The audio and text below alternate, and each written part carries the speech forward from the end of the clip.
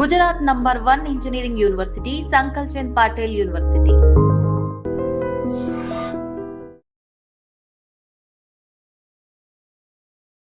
నేను మాట్లాడేది ప్రముఖ డాన్సర్, ఫోక్ డాన్సర్గా ప్రసిద్ధి చెందినటువంటి జాను లిరి ఎప్పుడైతే ఒక ఫోక్ డాన్సర్ స్థాయి నుంచి టైటిల్ విన్నర్ అయిందో, తన జర్నీ, తను ఎంత హార్డ్షిప్స్ చూసింది, లైఫ్లో ఎన్ని ఛాలెంజెస్, స్ట్రగుల్స్ ఫేస్ చేసి ఆ పొజిషన్కి వెళ్ళింది. ఒక విన్నర్ అవ్వడం ఒక రియాలిటీ డాన్స్ షోలో it's not an easy thing. ఏ స్థాయి నుంచి ఏ స్థాయి దాకా అమ్మాయి ఎదిగింది అన్నది ఎవ్వరూ మాట్లాడరు. నోరు తెరిచి డాన్స్ చేస్తోంది. అసలు షూటింగుల కోసం ఊర్లు ఇంటిని వదిలేసి తిరుగుతోంది. ఆ బాబుని చూసుకునేవాడు ఎవ్వడూ లేడు. ఇప్పుడు రెండో పెళ్లి చేసుకుంటుందంట. అసలు ఆ అమ్మాయికి ఏం పోయే కాలం వచ్చింది? ఎంతసేపు ఇవే మాట్లాడతారు. ఆ అమ్మాయి స్ట్రగుల్స్ గురించి, ఆ అమ్మాయి ఇవాళ ఈ పొజిషన్లో ఉన్నదాని గురించి ఇన్స్పిరేషనల్గా ఎందుకు మాట్లాడమా అనిపిస్తూ ఉంటుంది. రీసెంట్గా జరిగిన ఒక ఇష్యూకి సంబంధించి తను ఏకంగా చాలా ఎమోషనల్ అవుతూ ఒక వీడియోని రిలీజ్ చేయడం జరిగింది. నన్ను ట్రోల్ చెయ్యకండి, మీరు అనే మాటలకి నేను ఎవరికైనా సరే ఎప్పుడు సూసైడ్ చేసుకోవద్దు అని చెప్పే నేనే డీలా పడిపోయి ఇంకా నేను చచ్చిపోతాను, నా చావుకి కారణం మీరు అనే మాటలే అని ఓపెన్గా ఒక వీడియో చేసి మాట్లాడుతూ ఉంటే అది చూస్తున్న వాళ్ళకి ఒక్కొక్కరికి గుండె తరుక్కుపోయినట్లు అనిపించింది. ఇదే అంశం గురించి responsibility of the society and ఎంత స్ట్రాంగ్గా ఉండాలి ఇలాంటి ఇష్యూస్ని ఫేస్ చేయడానికి, ఇదే అంశం గురించి మనతో మాట్లాడడానికి రజనీ రమ గారు ఉన్నారు, ఫ్యామిలీ కౌన్సిలర్. ఒక్కసారి ఆవిడతో మాట్లాడదాం. మేడం నమస్తే. నమస్తే అమ్మా. ఎలా ఉన్నారు? ఫైన్ అమ్మా. వండర్ఫుల్. నేను కూడా బాగున్నాను మేడం, థ్యాంక్ యూ. చాలా రోజులైంది. ఎగ్జాక్ట్లీ. ఎట్లా చూస్తారు రజనీ గారు ఇదే అంశానికి సంబంధించి? ఒక అమ్మాయిని మానసికంగా ట్రోల్ చేయడం, ట్రోలింగ్, ఈ మీమర్స్ ఈ మధ్య చాలా ఫేమస్ అయిపోతున్నారు. ఏదో కామెడీగా సరదాగా పెడితే నవ్వుకొని వదిలేయడం పక్కన పెట్టి ఏకంగా అమ్మాయి జాను నేను సూసైడ్ చేసుకుంటాను అన్న స్థాయి దాకా ట్రోల్ చేయడం అనేది, అసలు మీరు ఈ ఇష్యూని ఎలా చూస్తారు? ఫస్ట్ ప్రస్తుతం మనకి సొసైటీలో అలా చాలా విషయాలు జరుగుతున్నాయి. అంటే అందరు అమ్మాయిల్లాగానే మిగతా అమ్మాయిలు కూడా ట్రీట్ చేయడం అనేది అలవాటైపోయింది. అంటే కొన్ని గ్రూప్స్ ఉంటాయి ప్రత్యేకంగా, వాళ్ళకి ఏంటంటే చదువుకుందాం, కాలేజీలకు వెళ్దాం, జాబులు చేసుకుందాం, ఒక పద్ధతిగా లైఫ్ లీడ్ చేద్దాం అని అనుకోని గ్రూప్స్ కొన్ని ఉంటాయి. ఖాళీగా కూర్చొని ఇంక ఇదే పని అనమాట. వాటిని చూడడము, కామెంట్స్ పెట్టడం, ట్రోల్స్ చేయడము, అల్లరి చేయడం, ఏడిపించడం, మానసికంగా చిత్రవధ అంటారు కదా, చిత్రవధ, చిత్రహింసలు పెట్టడం. అంటే వాళ్ళకి సరదా, పైశాచికత్వం, అదొక శాడిజం అనమాట. ఒకళ్ళ పర్సనల్ మ్యాటర్స్ మనకెందుకు? ఇప్పుడు కోట్ల మంది ఉన్నారు ఈ ప్రపంచంలో, ప్రతి ఒక్కళ్ళ గురించి అవసరమా? మీరేమన్నా సరిగ్గా ఉన్నారా? మీ లైఫ్లో ఏమీ హోల్స్ లేవా? మీకు పొరపాట్లు జరగవా? ఫెయిల్యూర్స్ జరగవా? మీరేమన్నా ఎప్పుడన్నా నలుగురి నోళ్ళల్లో పడి అల్లరి పడలేదా? ఆ బాధ మీకు తెలియదా? మరి ఎదుటి మనిషిని ఎందుకు పనిగట్టుకుని కూర్చుని, దట్టు ఆడపిల్లల్ని ఏడిపించవలసిన అవసరం ఏముంది? ఇప్పుడు తను ఎవరి జోలికి రాలేదు, తను ఒక సెలబ్రిటీ, తన లైన్లో తను ఏదో చేసుకుంటుంది, కష్టపడుతూ చాలా స్టెప్ బై స్టెప్ ఎదుగుతూ వస్తుంది. ఒక నార్మల్ పర్సన్ ఒక స్టెప్ ఇలా వేయాలంటే వస్తుందండి? తను అంత ఫ్లెక్సిబుల్గా చక్కగా ఒక బొమ్మలాగా డ్యాన్స్ చేస్తుంది. తన కెరీర్ కోసం, తన గోల్ కోసం, తన బాబు కోసం చేసుకోనివ్వండి. అవకాశాలు వచ్చాయి, తనకి వెళ్తుంది, మీకేంటి? ఎగ్జాక్ట్లీ. నాకు ఒక పాయింట్ అర్థం కాదు, ఎవరన్నా కెమెరా ముందర హుషారుగా మాట్లాడారనుకోండి, ఆ అమ్మాయి చాలా హైపర్ యాక్టివ్, ఓవర్ యాక్షన్ చేస్తుంది, ఇలా ఎందుకు మాట్లాడతారు? ఒక ఆడపిల్ల అంత కాన్ఫిడెంట్గా నవ్వుతూ బబ్లీగా ఉండకూడదా స్క్రీన్ మీద? ఎందుకు ఉండకూడదు? అయితే వాళ్ళకి తెలియని విషయం ఏంటో చెప్పనా? నేను ఇప్పుడు చెప్తాను. ఇప్పుడు ఒక సింగర్ ఉన్నారు, ఒక డాన్సర్ ఉన్నారు, వాళ్ళు స్థిరంగా నిలబడలేరు, తెలుసా మీకు? వాళ్ళు పాట పాడేటప్పుడు వాళ్ళ హావభావాల కోసం మొహాన్ని కదిలిస్తారు, తర్వాత ఆ ఊపు కోసం బాడీని కొంచెం కదిలిస్తారు. అలాంటిది డాన్సర్స్ అస్సలు నిలబడలేరు. ఏ మాట మాట్లాడినా, ఏ పని చేస్తున్నా వాళ్ళ బాడీ ఊగుతూనే ఉంటుంది. నా అబ్జర్వేషన్ ఏంటంటే వాళ్ళకి ఎప్పుడు డాన్స్ చేసి అసలు అది not only dancers and singers అమ్మ, నా ఉద్దేశం ఎవరైనా సరే. అంటే నేను పర్టికులర్గా ఇది చెప్తున్నాను. ఈ అమ్మాయి చెప్పిన తర్వాత నేను అది చెప్తాను. తను మాట్లాడేటప్పుడు కొంచెం ఆ హావభావాలు అనేవి ఉంటాయి. డాన్స్ 24 గంటలు వాళ్ళకి అదే లైఫ్, డాన్స్ చేయడం. సో వాళ్ళకి విడిగా ఎవరితోన్నా మాట్లాడేటప్పుడు కూడా అవే హావభావాలతోటి అలా ఆ ఊపుతోనే మాట్లాడటం అనేది వచ్చేస్తుంది వాళ్ళకి. వాళ్ళ బాడీ లాంగ్వేజ్ అలా ఉంటుంది. ఇంకా పక్కకు వచ్చి మాట్లాడితే వేరే అమ్మాయిలు ఎవరైనా అలా మాట్లాడితే మీరు అన్నట్టు అలా అంటున్నారు, అలా అనాల్సిన అవసరం లేదు. అది తనకిష్టం కావచ్చు, లేకపోతే తనకు అది అలవాటు కావచ్చు, లేకపోతే ఆ హ్యాపీనెస్ కావచ్చు. మీకేంటి బాధ ఏంటి ఎగ్జాక్ట్లీ కదా? మీ ఇంటి పరువు అనబోయింది అమ్మాయి నవ్వితే, లేదా మీకేమైనా మీ అంటే పర్సనల్ లైఫ్ ఇంకా మనం ఎప్పుడో పాతకాలంలో ఉండిపోయాం. అమ్మాయి యాక్టివ్ గా మాట్లాడకూడదు, అమ్మాయి కొంచెం హుషారుగా కనిపించకూడదు అంటే ఎక్కడ కుదురుతుంది? ఎట్లా నడుస్తుంది అసలు? చాలా అంటే అప్పట్లో ఏదో ఒకటి అనాలని చెప్పి అనేవారు అమ్మాయిల్ని. అదే డల్గా ఉంటే ఎప్పుడు ఏడుపు మొహం పెట్టుకుని కూర్చుంటుంది అని కూడా అనేవారు అప్పట్లో. నవ్వుతుంటేనేమో ఏంటా నవ్వులు, ఆ సౌండ్ చేస్తూ నవ్వడం ఏంటి, ఆ ఈకేకేలేంటి, పక్కపక్కలేంటి అంటారు. మాట్లాడకుండా కూర్చుంటేనేమో నువ్వు డల్గా ఉన్నావు, ఏడుపు మొహం వేసుకుని ఉన్నావు, ఇలా మాట్లాడేవారు. ఇప్పుడు అందులో నుంచి బయటపడాలనే స్ట్రగుల్ కదా ఇప్పుడు అందరు అమ్మాయిలు. ఎగ్జాక్ట్లీ. మరి జాను లిరిని ఎస్పెషల్లీ ఆ అమ్మాయి చిన్న వయసులో పెళ్లి చేసుకోవడం జరిగింది. ఏదో సమ్ పర్సనల్ ప్రాబ్లమ్స్ వాళ్ళిద్దరికి మధ్యలో నచ్చలేదు, విడిపోయారు. ఒకవేళ రేపు ఆ అమ్మాయి ఇంకొక అబ్బాయిని పెళ్లి చేసుకుంటుందో లేకపోతే చేసుకోకుండా ఉంటుందో అది పూర్తిగా తన పర్సనల్ ఇష్యూ. దాని గురించి కూడా జనాలు ట్రోల్ చేసి ఆ అమ్మాయి జీవితంలో ఏం జరుగుతుంది అని వీళ్ళెవరు మాట్లాడడానికి? అంటే ఇప్పుడు అలాగే ఉన్నారు. డి టైటిల్ విన్ అయింది కదా, కసి అక్కసు. ఇప్పుడు ఎవరో అక్కర్లేదండి. ఇప్పుడు ఒక టాక్ నేను కొత్తగా విన్నాను. అందులో ఉన్న వాళ్ళే వేరే వేరే ఫోన్లతోటి కింద ట్రోల్ చేయడం, కామెంట్స్ పెట్టడము, అందులో ఉన్న వాళ్ళే. అయ్యో, ఇది కొత్త విషయం నేను విన్నది. బయట వాళ్ళు ఇప్పుడు నేను ఇందాక చెప్పినట్టు బయట వాళ్ళు కాకపోవచ్చు, వేరే వేరే ఫోన్ నెంబర్స్ తోటి వీళ్ళే అలా చేయొచ్చు. ఏంటంటే తను విన్ అయింది, మిగతా వాళ్ళకి లేదు. అంటే ఈర్ష్య, అసూయ, ద్వేషం, కసి, లోపల రివెంజ్ ఇవన్నీ వచ్చేస్తాయి. అంటే ఈ అమ్మాయిని ఏడిపించాలి ఎట్లయినా, అది కూడా ఒకలాంటి రివెంజే. అవతల వాళ్ళు ఏడుస్తుంటే అమ్మాయి మన పగ చల్లారింది. అసలు ఎందుకు వస్తుంది అమ్మ అట్లాంటి నేచర్? భరించలేని తన అసమర్థతని, తన ఓటమిని ఒప్పుకోలేక ఇలా చేస్తారనమాట. వాళ్ళే బయటకు వచ్చి ఇలా చేస్తారు అనేది కూడా వింటున్నాను నేను ఈ మధ్య. అంటే ఇలా కూడా ఉంటుందా? Oh my god. ఇప్పుడు వాళ్ళు పార్టిసిపెంట్సే కదా, అక్కడ ఎంతమంది అయితే టీం ఉంటారో, మొత్తం ఓవరాల్ స్టేజ్ మీద టీం మొత్తం ఉంటారు, వాళ్ళల్లో వాళ్ళకే అసూయ ద్వేషాలు ఉండొచ్చు. ఒక హెల్దీ అట్మాస్ఫియర్ ఎందుకు మన సొసైటీలో మనం దూరం అయిపోతున్నాం? దానికి ఎంతసేపు కుళ్ళు, కక్ష, ఎంతసేపు ఇవే నా ద్వేషాలు, పగలు. ఒక మనిషిని ఎంకరేజ్ చేయలేకపోవడము, యూనిటీ లేకపోవడం, ఐకమత్యం లేదు. ఇప్పుడు ఒక గ్రూప్లో ఒకళ్ళు ఉన్నారనుకోండి, పార్టిసిపెంట్స్ 10 మంది ఉంటే 10 మందిని ఎంకరేజ్ చేసుకోవాలి. అలా చేయలేదు అని అంటే, నేనే విన్ అవ్వాలి అని అంటే అది ఎలా కుదురుతుంది? ఇప్పుడు ప్రతి ఒక్కళ్ళని ఎంకరేజ్ చేసుకుంటేనే స్టేజ్ మీద వాళ్ళ పెర్ఫార్మెన్స్ బాగా ఇవ్వగలుగుతారు. దానికి ఐకమత్యం అని కూడా అనుకోవచ్చు. ఈ రెండు లేవు వాళ్ళ దగ్గర. ఇప్పుడు అందుకనే కదా ఇండియాని బ్రిటిష్ వాళ్ళు ఎన్ని వందల సంవత్సరాలు ఎందుకు పరిపాలించారు? మనలో మనకి యూనిటీ లేకపోవడం వల్ల. ఎగ్జాక్ట్లీ. మనలో మనకి ఒక ఏమంటారు, ఎంకరేజ్ చేసే ఒక తత్వం లేకపోవడం. యాక్చువల్గా ఇవాళ జరిగిన ఈ అంశం జానుకు సంబంధించి కాబట్టి మనం ఆ అమ్మాయి పేరు పెట్టుకొని మాట్లాడుతున్నాం. సమాజంలో ఆడపిల్లలకి ఇలాంటివి బోలెడు, లేకపోతే బయటికి మీడియా ముందుకు రాలేని ఎన్నో ట్రోలింగ్ స్టోరీస్ కి బాధపడి బలైన వాళ్ళు చాలా చాలా మంది ఉన్నారు. వాళ్ళు సెలబ్రిటీలే అవ్వక్కర్లేదు. ఏమనుకోపోతే మీకు లేరా నాకు లేరా బయట. ఎగ్జాక్ట్లీ. ఎవరినో గురించి మాట్లాడుకోవాల్సిన అవసరం లేదు. అంతే. ప్రతి మనిషి వెనకాల పైకి నవ్వుతారు, లోపల అన్ని భావాలు ఉంటాయి. వేరే వేరే వాళ్ళతో కలిసి ఆ రకమైనటువంటి కామెంట్స్ కూడా చేస్తారు ప్రతి వాళ్ళు. ఎందుకంటే అసూయ అండి, కేవలం అసూయ. మనకి లేనిది వాళ్ళకు ఉన్నది, వాళ్ళకి అవన్నీ ఉన్నాయి కాబట్టి భరించలేని తను.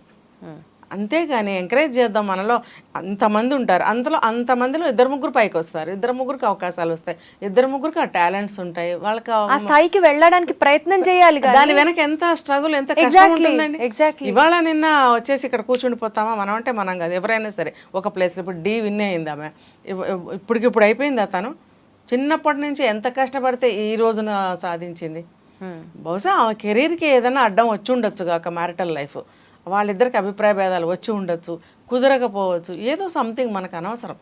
ఇప్పుడు వాళ్ళిద్దరికి అభిప్రాయ భేదాలు వచ్చి ఉండవచ్చు, వాళ్ళిద్దరికి కుదరలేదు మీరు అన్నట్లు విడిపోయి ఉండొచ్చు, మనకు అనవసరం. రేపు అమ్మాయి ఇంకొక అబ్బాయిని పెళ్లి చేసుకున్నా కూడా మనకేంటి నష్టం? ఇప్పుడు ఎంతమంది చేసుకోవట్లేదు? 2 పెళ్ళిళ్ళు, 3 పెళ్ళిళ్ళు, 5 పెళ్ళిళ్ళు అవసరమా వీళ్ళకి? ఏం లేదు, జస్ట్ టైం పాస్. నేను చెప్పినట్టు అది కూడా ఒక రీజన్. వాళ్ళల్లో వాళ్ళే భరించలేక ఈ రకంగా అమ్మాయిని బయటకు లాగడం, ఏడిపించడం. ఇప్పుడు పెద్ద గొప్ప నువ్వు అమ్మ, సాధించావు. ధైర్యంగా సొసైటీకి, మహిళలకి ఎస్పెషల్లీ మీరు ఒక పాయింట్ చెప్పండి. నిజంగా ఆ అమ్మాయికి ఫస్ట్ మ్యారేజ్ వర్కౌట్ అవ్వలేదు, అన్ఫార్చునేట్లీ దురదృష్టవశాత్తు వర్కౌట్ అవ్వలేదు. ఏ అమ్మాయి రెండో పెళ్లి చేసుకోకూడదా? ఎందుకు చేసుకోకూడదు? ఎంతమంది చేసుకోవట్లేదండి. అది వాళ్ళకి సెట్ అయ్యి, ఇప్పుడు నేను చాలా వీడియోల్లో చెప్పాను, ఒక ఫస్ట్ హస్బెండ్తో కానీ వైఫ్తో కానీ సెట్ అవ్వనప్పుడు, అడ్జస్ట్ అవ్వలేనప్పుడు సెకండ్ వాళ్ళ దగ్గర అడ్జస్ట్ అవ్వగలుగుతారా అనేది ఒక క్వశ్చన్ ఉండింది. ఇప్పుడు పరిస్థితులు చూస్తుంటే మేబీ అడ్జస్ట్ అవ్వచ్చు, వాళ్ళు కుదరచ్చు, వాళ్ళతో కుదరంది వీళ్ళతో కుదరచ్చు, వీళ్ళిద్దరు మనస్తత్వాలు ఒకటిగా ఉండొచ్చు కదా, అభిప్రాయాలు ఒకటై ఉండొచ్చు, వీళ్ళిద్దరికి ఒకళ్ళ పనులు ఒకళ్ళకి, ఒకళ్ళ ఇష్టాలు ఒకళ్ళకి నచ్చి ఉండొచ్చు, తప్పేమీ లేదు, అలా చేసుకోవచ్చు. ఎందుకు చేసుకోకూడదు? మనం ఎవరో చేసుకోవచ్చు చేసుకోకూడదని మనం చెప్పేవరకు ఎవరు ఆగుతున్నారు? అందరూ చేసుకుంటున్నారుగా, అమ్మాయిలు చేసుకుంటున్నారు, అబ్బాయిలు చేసుకుంటున్నారు. సెలబ్రిటీ కాబట్టి ఆ పిక్చర్ స్క్రీన్ మీదకి వస్తుంది కాబట్టి 10 మంది మాట్లాడుతున్నారు తప్ప అంటారు. ఇంకో పాత సామెత చెప్తారు, కాయలు ఉన్న చెట్టుగా రాళ్ళు వేసి కొడతారు అని. ఆ కాయ కోసం అంటే కాయ కోసం రాళ్ళు వేయటం వేరు, ఈ ఏడిపించడం కోసం రాయి వేస్తున్నారు. నేను ఒకటే ప్రశ్న వేస్తాను, ఒకటి ఏంటంటే, ఏ తప్పు చెయ్యని వాళ్ళు ముందు రాయి వేసరండి. ఈ ప్రపంచంలో తప్పు చేయని జీవి ఉందా? ఏ జీవైనా, మన మనుషులం కాబట్టి మనుషుల గురించి మాట్లాడుకుందాం, ఏ మనిషి అయినా తప్పు చెయ్యకపోతే తప్పు చేసిన వాళ్ళ మీద రాయి విసరండి, ముందు రాయి విసరండి. ఫస్ట్ ఎవరైతే తప్పు చేయలేదో వాళ్ళు ముందుగా రాయి విసరండి. ఒక్క రాయి కూడా పడదు అప్పుడు. అదే నేనంటున్నా, ఏ తప్పు చేయని వాడు ముందుగా రాయి విసరండి తప్పు చేసిన వాళ్ళ మీద. ఎగ్జాక్ట్లీ, ఈ సవాల్ నేను సమాజానికి విసురుతున్నాను. బాగా చెప్పారు. అసలు అప్పుడు ఒక్క రాయి కూడా పడదు, ఎవరి మీద పడదు. ఎవరి కింద తప్పులు లేవండి. తప్పు కావాలని చెయ్యకపోయినా జీవితంలో తప్పులు పొరపాట్లు జరగవండి. జరిగినప్పుడు సరి చేసుకుంటూ ముందుకు వెళ్ళొద్దా చెప్పండి. ఈ అమ్మాయి బాగా డాన్స్ నేర్చుకుంది, విన్ అయ్యింది, ఆమె లైఫ్ ఆమె ముందుకు తీసుకెళ్తుంది, బాబుని దగ్గర పెట్టుకుంది కదా. ఎగ్జాక్ట్లీ, బాబు కోసమే, ఆ బాబుని బాగా చూసుకోవడం కోసమే నేను అన్ని షోస్ చేస్తున్నాను, అంత హార్డ్ వర్క్ చేస్తున్నాను పాపం ధైర్యంగా చెప్తోంది ఆ అమ్మాయి. వాళ్ళ లైఫ్లో అడ్జస్ట్మెంట్ లేకపోయింది. ఇప్పుడు ఆ అమ్మాయి హస్బెండ్, నేను అనొచ్చోలేదో, అతను కూడా బాధపడుతున్నాడు. మరి ఈ బాధ నువ్వు అప్పుడు పడినట్టయితే నీ భార్యకి నువ్వు సపోర్ట్ ఇచ్చేవాడివి, కోఆపరేట్ చేసేవాడివి, ఎంకరేజ్ చేసేవాడివి. అప్పుడు ఏం చేసావో మాకు తెలియదు. ఇప్పుడు నువ్వు కళ్ళనీళ్ళు పెట్టుకుంటున్నావు, పోయింది ఏది తిరిగి రాదు, వచ్చినా కూడా కష్టం, మళ్ళీ తిరిగి దాన్ని యాజ్ ఇట్ ఈస్గా నువ్వు పొందలేవు. ఎందుకంటే మనసు మారిపోవచ్చు, అభిప్రాయాలు మారిపోవచ్చు. ఇప్పుడు మనిషి మనస్తత్వం అంతే కదండి. కష్టంలో ఉన్నప్పుడు ఒకలా ఆలోచిస్తారు, సుఖంలో ఉన్నప్పుడు ఒకలాగా, విజయం సాధించినప్పుడు ఒకలాగా మైండ్ మారిపోతుంది. కాలమాన పరిస్థితుల ప్రకారం మైండ్ మారాలి. అక్కడే ఉండి అలాగే ఆలోచిస్తే ఎవ్వరూ ముందుకు వెళ్ళలేం. ఆలోచనలు మార్చుకుంటూ మన విజయ పథం వైపు వెళ్తూనే ఉండాలి. ప్రతి మనిషికి కూడా ఇది చెయ్యాలి అనే ఒక గోల్ ఉంటుందండి. యాక్చువల్గా అమ్మ, నాకు ఒక పాయింట్, మహిళలకి ఎస్పెషల్లీ పెళ్ళయి బాబుండి సింగిల్ పేరెంటింగ్ చేసే వాళ్ళకి అటు పిల్లాడిని చూసుకోవాలి, అటు కెరియర్ మీద ఫోకస్ చేయాలి, వాళ్ళే బ్రెడ్ విన్నర్స్ అవుతారు కాబట్టి వాళ్ళు కష్టపడకపోతే ఫ్యామిలీ నడవడం కష్టం, పిల్లాడి బాధ్యత మొత్తం వీళ్ళే తీసుకోవాలి. సరే తల్లిదండ్రి ఉన్నారంటే వాళ్ళది కూడా అదనపు బాధన. ఇప్పుడు వీళ్ళు, ఈ అమ్మాయి చెప్తున్న దాని ప్రకారం నేను ఒక హౌస్ రెంట్ పే చేయాలి, బాబు స్కూల్ ఫీజు కట్టాలి, ఇట్లా వాడిని బాగా చదివించుకోవాలి, అర్ధరాత్రి ఫోన్ చేసి నాకు మమ్మీ పిజ్జా కావాలంటాడు. సో ఎప్పటికప్పుడు బాబు కోరికల్ని తీర్చడానికి కొంత బ్యాంక్ బ్యాలెన్స్ పెట్టుకోవాలి. నేను జానులేరి ఎగ్జాంపుల్ చెప్తున్నా మీకు. ఇట్లాంటి సింగిల్ పేరెంట్స్ చాలా మంది ఉంటారు, మహిళలు ఎస్పెషలీ. ఈరోజు మనం సమాజంలో జరుగుతున్నటువంటి ట్రోలింగ్ గురించి మాట్లాడుతున్నాం. బట్ ఆ ట్రోలింగ్ కాస్త పక్కన పెడితే వీళ్ళన్నారని వాళ్ళన్నారని ఏదో ఒక మాటలతో, సూటుపోటి మాటలతో బాధ పెడుతున్న వాళ్ళందరికీ ఎవరిని పట్టించుకోకుండా నీ పనేంటో నువ్వు చేసుకుంటూ వెళ్ళిపో, ఫోకస్డ్గా ఉండు అంటే ఆ అమ్మాయికి చాలా అహంభావం, యాటిట్యూడు, ఎవరి మాట వినదు అని అంటారు. ఆ మాటలన్నీ పట్టించుకుంటూ ఉంటే కుంగి కురిసిపోయి జీవితం నాశనం అయిపోతుంది. ఏం చెప్తారమ్మా అంటే, ఒక మహిళ స్ట్రాంగ్గా ఉండడం, స్టబర్న్గా ఉండడం తప్పు కాదు అన్నది నేను మిమ్మల్ని అడుగుతున్న పాయింట్. అది ఎలా ఎస్టాబ్లిష్ చేస్తారో చెప్పండి. సెలబ్రిటీస్కి అయితే డైరెక్ట్గా ట్రోల్ చేయడం, కామెంట్స్ పెట్టడం తెలుస్తుంది. మీరు అన్నట్టు సొసైటీలో ఎంతోమంది ఉన్నారు, వాళ్ళకి ఎవ్వరు కూడా ఎదురుగా వచ్చి అనరు, వెనకే అనుకుంటారు. ఎదురుగుండా కనిపించినప్పుడు బాగున్నావమ్మా, జాగ్రత్త అమ్మా, ఆరోగ్యం చేత బాగున్నాడా, నువ్వు జాగ్రత్త అమ్మా, ఏదైనా అవసరం పడితే నాకు చెప్పమ్మా, నేను హెల్ప్ చేస్తాను అని వెళ్ళిపోగానే ఈవిడ ఇలా చేసింది, అప్పుడు ఈ సంగతి మీకేం తెలుసు, బాగోదని ఏదో పలకరించాను కానీ అమ్మో చాలా కంచు, చాలా ఇది, చాలా అది. కరెక్ట్. ఒక్కవేళ అమ్మాయికి వినిపించినా వినిపించవచ్చు, వెనక్కి తిరగగానే ఇవి నాకు బాగా తెలుసు, ఎన్నో చూసాం విన్నాం అనమాట. ఇది తప్పు. అంటే ఇది ఒకలాగా వెన్నుపోటు లాంటిది ఇది. ఎగ్జాక్ట్లీ. కాబట్టి ఇవన్నీ నా వెనక అనుకుంటారు అనేది మనకు తెలుస్తుంది. తెలిసినప్పుడు మనం లెక్క చేయాల్సిన అవసరమే లేదు. నీకు ఇప్పుడు వాళ్ళు అడిగారని చెప్పి నువ్వేదో హెల్ప్ అడుగు చేస్తారేమో. అమ్మ మా ఆయన ఇంట్లో లేడు, లేకపోతే మా అబ్బాయి ఇంట్లో లేడు, వచ్చాక చెప్తానే. సరే నిజమే, వచ్చిన తర్వాత చెప్తుందేమో అని ఎదురు చూస్తే ఫోన్ చేయరు, తలుపు కొట్టి అడగరు, మళ్ళీ ఫోన్ చేస్తే ఫోన్ ఎత్తారు. మరి నువ్వు ఎందుకన్నావు? కంటి తుడుపా? నేనేం కన్నీళ్ళు గార్చట్లేదే, ఎందుకు నువ్వు కంటి తుడుపు మాటలు మాట్లాడాలి? నేను నిజంగా నీ దగ్గరకు వచ్చి నేను కన్నీళ్ళు గార్చి నేను అడిగితే నువ్వు అలాగ ఓదార్చు. అలాంటిదేమీ కూడా లేదుగా ఇక్కడ. నువ్వు పనిగట్టుకుని వచ్చి నేను హెల్ప్ చేస్తాను అన్నప్పుడు ఏదో ఒక చిన్న ఆశ కలుగుతుంది అవతల వాళ్ళకి. ఎప్పుడైనా ఎమర్జెన్సీలు అడిగితే ఇది రిజల్ట్ ఇలా వస్తుంది. జరగదండి, కావాలని టెస్ట్ చేసుకోండి. ఎక్కడో బాగా అంటుకుపోతే స్నేహాలు తప్ప మనం చెప్పలేను. మామూలుగా అయితే సో మెంటల్గా స్ట్రాంగ్గా ఉండాలంటే ఏం చేయాలి? అసలు లెక్క చేయకూడదండి. ఇప్పుడు నీ బరువు నీది, నీ బాధ నీది. నువ్వు ఒక్కదానివే కూర్చుని ఏడ్చినప్పుడు నీ కన్నీళ్ళు తుడిచేవాళ్ళు ఉండరు, ధైర్యం చెప్పేవాళ్ళు ఉండరు. నీకుగా నువ్వు స్టెప్ తీసుకుని నువ్వు ముందుకు వెళ్తున్నప్పుడు నువ్వు గో హెడ్. That's it. నేను ఇంకొకటి చెప్తా, స్వయం నిర్ణయం అనేది బెస్ట్. ఎవరిని అడగాల్సిన అవసరం లేదు.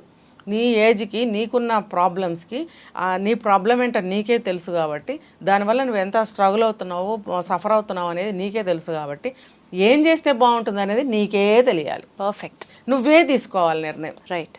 ఇంకెవరిని తీసుకోవాల్సిన అవసరం లేదు. ఒకవేళ నీ పాప బాబు పక్కన పెరిగి పెద్దవాళ్ళు అయితే వాళ్ళని అడగచ్చు. ఇద్దరు సమస్య ఒక ఇంట్లోనే ఉంటారు కాబట్టి సమస్య ఒకటే కాబట్టి మీరిద్దరూ కలిసి ఆలోచించుకోవచ్చు. కానీ వేరెవరిని అడగాల్సిన అవసరం లేదు. ఈవెన్ తల్లిని అడగాల్సిన అవసరం కూడా లేదు. ఆవిడకేం తెలుసు? అమ్మ నా కూతురు ఇలా ఉండిపోయింది, అమ్మ పెళ్లి చేసుకోవే అని అనొచ్చు. ఆవిడ ఆ రందిలో ఉండొచ్చు. ఆవిడకి అద్దప్ప ఏం అర్థం కాదు. Got it. ఇప్పుడు సమస్య అది కాదు కదా. ఆ సమస్యలో నుంచి బయటపడి ఇంకొక దారిలో వెళ్తున్నప్పుడు మళ్ళీ అదే తిరిగి వచ్చినప్పుడు ఆవిడ రిసీవ్ చేసుకోవాల్సిన అవసరం లేదు. అలాంటి మదర్సు అలాంటి సలహాలే ఇస్తారు. పెళ్ళి కాకపోతే ఇంకొకటి అదే లెవెల్లో ఇస్తుంటారు సలహాలు. అంటే డిగ్రేడ్ చేస్తూ, వెనక్కి లాగుతూ, పిరికి పాలు పోస్తూ, అమ్మో జాగ్రత్త, అటెళ్ళకో ఇటెళ్ళకో, వాళ్ళతో మాట్లాడుకో, అమ్మ జాగ్రత్త, ఏదైనా అవసరమైతే వాళ్ళ హెల్ప్ తీసుకో. ఇవన్నీ అవసరం లేదండి. ఇంత తెగించి నువ్వు కాలు బయట పెట్టినప్పుడు ఒంటరిగానే నువ్వు వెళ్ళడానికి ట్రై చేయాలి. ఆ రకమైన ధైర్యాన్ని నువ్వు తెచ్చుకునే ప్రయత్నం చేయాలి. తెచ్చుకున్న ధైర్యాన్నితో ముందుకు వెళ్ళటం మొదలు పెట్టాలి. Wonderful ma'am, thank you so much. So Jaanu, ఎంతమంది మిమ్మల్ని డిసప్పాయింట్ చేసినా లేకపోతే మిమ్మల్ని డిప్రెస్ చేసేలాగా మాటలన్నా మీరు చాలా చాలా చాలా స్ట్రాంగ్. అంతే స్ట్రెంగ్త్తో, అంతే ఎబిలిటీతో మీ గోలు, మీ కెరీరు, మీ ఫ్యూచర్ మీద ఫోకస్ పెట్టండి. మిగిలినవన్నీ వదిలేసేయండి. అండ్ జాను ప్లేస్లో ఉన్న ఏ అమ్మాయి అయినా సరే, ఇందాక మా మేడం చెప్పినట్లుగా మీ బరువు మీదే, మీ బాధ మీదే, మోసేది మీరు, పడేది మీరు. సో మీ సెల్ఫ్ డెసిషన్స్ మీద ఆధారపడండి. వాళ్ళేమన్నారు వీళ్ళేమన్నారు అన్నది మాత్రం బుర్రకెక్కించుకొని లైఫ్ పాడు చేసుకోవద్దు. థ్యాంక్ యూ సో మచ్ అమ్మా. నిజంగా ప్రస్తుతం ఉన్నటువంటి సమాజం దేనికి ప్రయారిటీ ఇస్తుంది? ఆర్థిక సంబంధాల చుట్టూ మాత్రమే తిరుగుతోంది. మళ్ళీ ఎన్నికలంగానే చాలా విరక్తి కలుగుతున్నాను. మంచి అనిపిస్తుంది కదా, లేడీస్ కూడా ఛాలెంజింగ్ జాబ్స్ చేసినప్పుడు చాలా బాగుంటది. ఫుడ్ డెలివరీ ఇవ్వటానికి వెళ్ళినటువంటి డెలివరీ బాయ్ అనిల్ పై కళ్ళ ముందు